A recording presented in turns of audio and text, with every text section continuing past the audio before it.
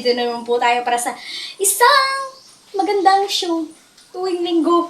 Ito ang Sunday Spark Live. Ako may host dito, Gia Baco. Ayan na nga. So kung gusto niyo magbigay ng thoughts, gamitin niyo lang ang ating hashtag na hashtag CallMeSSL. Yes, grabe na nga naman talaga. At ang ating pag-uusapan ngayon ay tungkol sa mga benepisyo ng pagtatanim ng mga punong prutas sa likod bahay sa panahon ng pagbabago ng klima. Malalaman natin yan ang ating pag-uusapan diyan sa topic of the day. At malalaman natin yan sa pagbabalik ng Sunday Spark Live! Nagbabalik po ang Sunday Spark Live. Ngayon ang ating pag-uusapan sa ating topic of the day ay mga benepisyo ng pagtatanim ng mga punong prutas sa likod bahay sa panahon ng pagbabago ng klima. Ang pagtatanim ng mga punong prutas sa likod bahay ay malaking tulong sa pagharap sa pagbabago ng klima. Ang mga puno ay sumisipsip ng carbon dioxide mula sa hangin at naglalabas ng oxygen na nakatutulong na bawasan ang mga greenhouse gas na nagdudulot ng pag-init ng mundo. Bukod pa rito, ang kanilang mga ugat ay nagpapatibay sa lupa na pumipigil sa pagguho nito at pinoprotektahan laban sa matinding pag-ulan na mas karaniwan na ngayon. Magbabalik po ang Sunday Spark Live. Nagbabalik po ang Sunday Spark Live at patuloy pa rin po tayo sa ating topic of the day na mga benepisyo ng pagtatanim ng mga punong prutas sa likod bahay sa panahon ng pagbabago ng klima. Ayan na nga. Nagbibigay din ang mga punong prutas ng natural na lilim sa bahay at paligid nito na maaaring bawasan ang pangangailangan sa air conditioning sa mga mainit na buwan. Ito ay nakakatipid ng kuryente at binabawasan ang emisyon mula sa mga planta ng kuryente.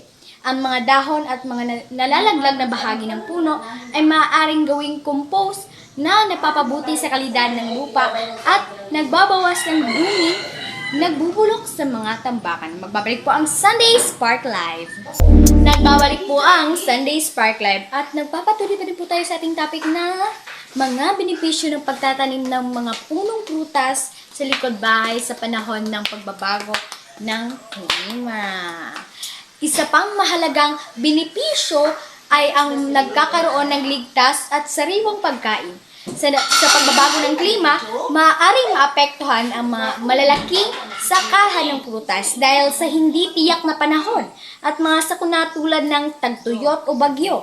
Ang mga punong prutas sa likod bahay ay nagbibigay ng steady na supply ng prutas para sa pamilya na nakakatulong sa pagpapanatili ng kanilang kalusugan at pagtitipid sa gastusin. Magbabalik po ang Sunday Spark Live. Nagbabalik po ang Sunday Spark Live. Napapatuloy pa rin po tayo sa ating topic na mga benepisyo ng pagtatanim ng mga punong prutas sa likod bahay sa panahon ng pagbabago ng klima. Bukod sa mga pisikal na benepisyo, nagdudulot din ito ng positibong epekto sa kalusugang pangkaisipan ng mga tao. Ang pag-aalaga sa mga punong prutas ay isang magandang paraan ng pagpapahinga at paglalakbay sa labas, habang ang birding kapaligiran ay nakakapagpagaan ng pagkabalisa at pagkapagod. Maaari rin itong maging pagkakataon para sa mga pamilya at kapitbahay na magtulungan at magbabahagi ng kaalaman tungkol sa pagtatanim at pangangalaga ng mga halaman. Maraming salamat po sa inyong pagtutok sa ating programa ngayong linggo. Sana'y may natutunan kayo at nag-enjoy kayo sa ating programa ngayon. At nakikita po namin ang inyong mga thoughts na pinupost niyo gamit ang hashtag na hashtag CallMeSSL. Ayan na nga. Maraming salamat po sa inyong panunood. Linggo-linggo. Ako po ang inyong host, Gia Baco. At ito ang Sunday Spark Live.